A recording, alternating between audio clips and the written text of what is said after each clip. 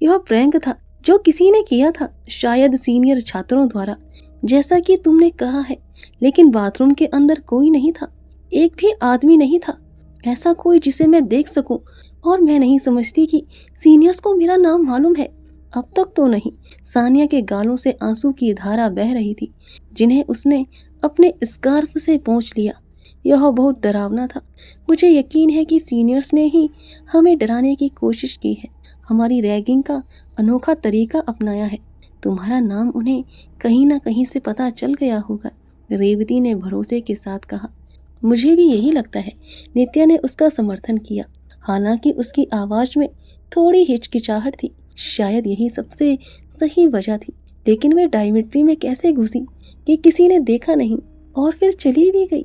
क्या कोई गुप्त रास्ता था जिसका उन्होंने इस्तेमाल किया? और उन्हें कैसे पता था कि सानिया ही अकेली बाथरूम में होगी? वैसे रेवती की दलील से सानिया को थोड़ा सहज होने में मदद मिली। फिर भी हर लड़की के दिमाग में शक रह ही गया। गर्ल्स, आज के बाद कोई भी अकेले टॉयलेट नहीं जाएगा। हम छोटे छोटे ग्रुप में जाएंगे। थोड़ा सहयोग करो, अधिक संख्या में सुरक्षा होती है। चलो सानिया, आराम करो और हम भी सोते हैं। आज का दिन काफी व्यस्त था, रेवती ने कहा। और धीरे धीरे लड़कियां डॉर्म में बेचैनी भरी रात काटने के लिए अपने अपने स्थान पर चली गई। रेवती को काफी देर तक नींद नहीं आई। सानिया ने जो अनुभव किया वह विचित्र था, लेकिन क्या वह सच था? बाथरूम को सिर्फ उस डॉर्म के लिए बनाया गया था, वहां से बाहर आने का कोई रास्ता नहीं था। तो फिर कोई कैसे आया और इतनी तेजी से गायब हो गया? वह और सानिया शाम को हमेशा साथ रही। सीनियर्स के लिए संभव नहीं था कि वे सानिया का नाम जान ले। उनका तो परिचय भी नहीं हुआ था, और उन्हें अगर उसका नाम पता भी था, उसे पहचाना कैसे? वह बेचैन में करवटें बदलती रही।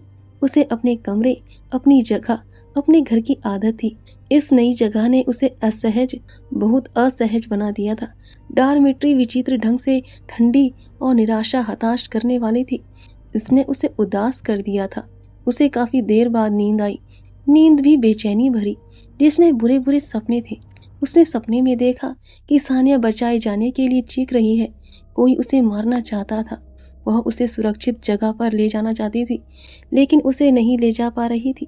सानिया पत्थर की मूर्त बन गई थी, वह भी इतनी भारी कि उठाना संभव नहीं था। बेहद बेचैन हालत में उसकी नींद खुली। उसकी नाइटी पसीने से भीग चुकी थी। उसने घड़ी पर नजर डाली। उसकी नई घड़ी की अंधेरे में चमकती 2 सुइयों ने उसे अंधेरे में डरा दिया। आधी रात का वक्त हो रहा था। वह उठकर बैठ गई और अपने वाटर बॉटल से पानी के कुछ घूंट पिए। तब उसे एकदम साफ आवाज सुनाई पड़ी।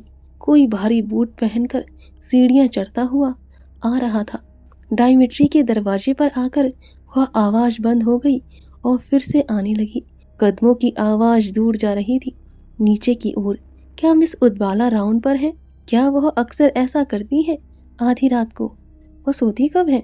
कोई एक बार फिर से सीढ़ियां चढ़ता आ रहा था, साफ साफ, ऊंची आवाज के साथ। और धीरे धीरे और धीरे धीरे रेवती नींद में चली गई।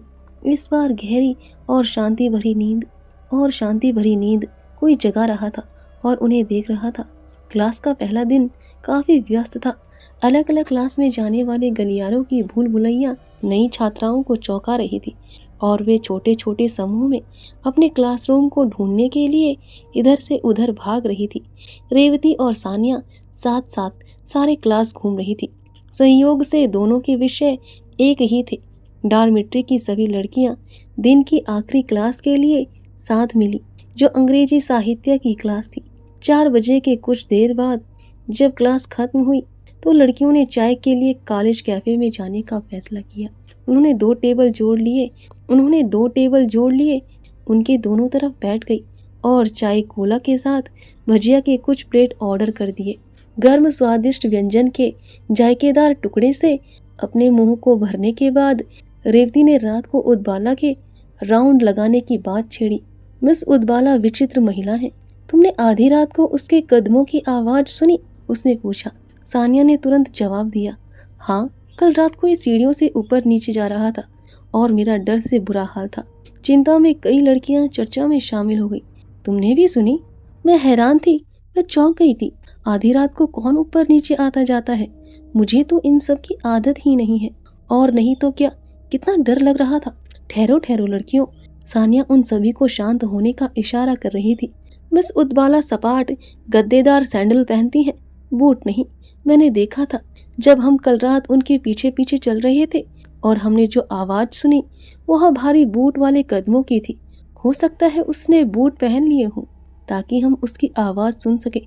नहीं, मुझे अब भी लगता है कि सेकंड ईयर की लड़कियों ने फिर से कोई शरारत की है। वे हमें डराना चाहती हैं, इसलिए ऐसा दिखाओ जैसे कुछ हो ही नहीं रहा है। रेवती ने सुझाया। मौली बीच में बोल पड़ी।